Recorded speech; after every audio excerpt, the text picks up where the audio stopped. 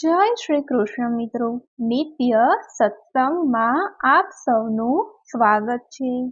આજે આપણે સાંભળીશું કામિકા એકાદશી વ્રત કથા વિધિ મહાત્મય। જો આ વિડીયો તમને પસંદ પડે તો લાઈક અને શેર કરી ચેનલને સબસ્ક્રાઇબ જરૂરથી કરજો। કામિકા એકાદશીને શ્રેષ્ઠ વ્રત માનવામાં આવે છે। જો કોઈ તમારી લાંબા સમયથી ઈચ્છા અધૂરી રહી હોય તો કામિકા એકાદશી પર વિધિવત વ્રત રાખીને તમારે ઈશ્વરની સામે તે ઈચ્છાની પૂર્તિ માટે પ્રાર્થના કરવી જોઈએ। આમ કરવાથી ભગવાન વિષ્ણુ ચોક્કસપણે તમારી મનોકામના પૂર્ણ કરે છે। કામિકા એકાદશી વ્યક્તિના તમામ પાપોનો નાશ કરે છે। આ કામિકા એકાદશીના દિવસે ભગવાન વિષ્ણુના ગદાધારી સ્વરૂપની પૂજા કરવાનો નિયમ છે। કામિકા એકાદશીનું વ્રત અષાઢ વદ દશમથી શરૂ થાય છે। દશમના દિવસે સૂર્યાસ્ત પહેલા હળવું ભોજન લઈ લેવું જોઈએ। આ પછી વહેલી સવારે ઉઠીને સ્નાન કર્યા પછી અક્ષત અને હાથમાં ફૂલો તથા વ્રતનો સંકલ્પ કરવો જોઈએ। પછી પૂજા કરવી જોઈએ। સૌથી પહેલા ભગવાન વિષ્ણુને ફળ, ફૂલ, તલ, દૂધ, પંચામૃત વગેરે અર્પણ કરવા જોઈએ। આ પછી કામિકા એકાદશીની વ્રત કથા વાંચવી જોઈએ તથા ભગવાનને નૈવેદ્ય અર્પણ કરવો જોઈએ। જો તમે પાણી વગરનું નિર્જળા વ્રત રાખી શકો તો તે અતિ ઉત્તમ છે, અન્યથા વ્રતમાં ફળાહાર લઈ શકો છો।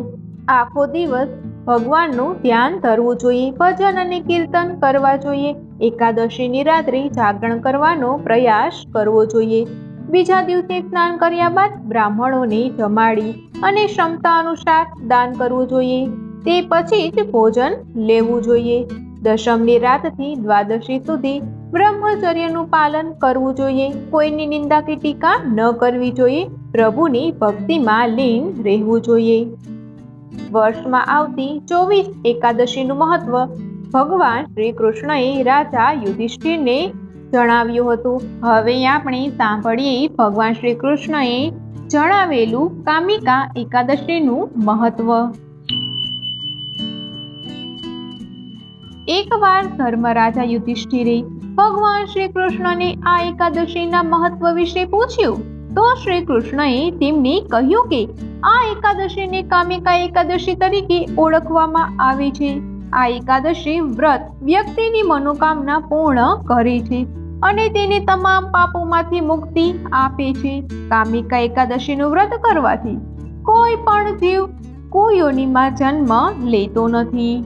જે ભક્તો આ એકાદશી પર ભગવાન વિષ્ણુને આદર અને ભક્તિ સાથે તુલસીના પાન અર્પણ કરે છે તેઓ તમામ પાપોથી દૂર રહે છે। આ સિવાય ભગવાન શ્રી કૃષ્ણએ કહ્યું છે કે જે શ્રદ્ધાળુઓ કામિકા એકાદશી નો ઉપવાસ કરે છે તથા નારાયણની પૂજા કરે છે તે ગંગા, કાશી, નૈમિષારણ અને પુષ્કરમાં સ્નાન કરવા જેટલું જ ફળ મેળવે છે। હવે આપણે સાંભળીએ કામિકા એકાદશીની કથા। પ્રાચીન સમયમાં એક પહેલવાન કોઈ ગામમાં રહેતો હતો। પહેલવાન ખૂબ ક્રોધિત સ્વભાવનો હતો। એક દિવસ પહેલવાનનો એક બ્રાહ્મણ સાથે ઝઘડો થયો। ક્રોધે ભરાયેલા પહેલવાને બ્રાહ્મણનો વધ કર્યો। તેના કારણે પહેલવાન બ્રહ્મ હત્યાનો દોષી બની ગયો। પહેલવાનને બ્રાહ્મણની હત્યાનો દોષી ઠેરવીને સામાજિક બહિષ્કાર કરવામાં આવ્યો હતો। પહેલવાનને પોતાની ભૂલનો અહેસાસ થયો અને તે તેનું પ્રાયશ્ચિત કરવા માંગતો હતો। એક દિવસ તેણે એક ઋષિને પાપો દૂર કરવાનો માર્ગ પૂછ્યો। પછી ઋષિએ પહેલવાનને કામિકા એકાદશીના દિવસે વ્રત કરવાની સલાહ આપી। સાધુના કહેવા પર પહેલવાન નિયમ અનુસાર કામિકા એકાદશીનું વ્રત પૂર્ણ કર્યું। એકાદશીની રાત્રે પહેલવાન ભગવાન વિષ્ણુની મૂર્તિ પાસે સૂતો હતો। પછી અચાનક તેને સ્વપ્નમાં ભગવાન વિષ્ણુના દર્શન થયા। તેણે પહેલવાનને કહ્યું કે તેની ભક્તિ અને પ્રાયશ્ચિતની સાચી ભાવના જોઈને પ્રસન્ન થયા છે।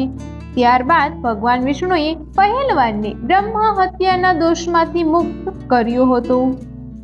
કામિકા એકાદશીનું વ્રત કરવાથી ભવે ભવના પાપોમાંથી મુક્તિ મળે છે તથા ધન ધાન્ય અને સુખ સમૃદ્ધિ પ્રાપ્ત થાય છે.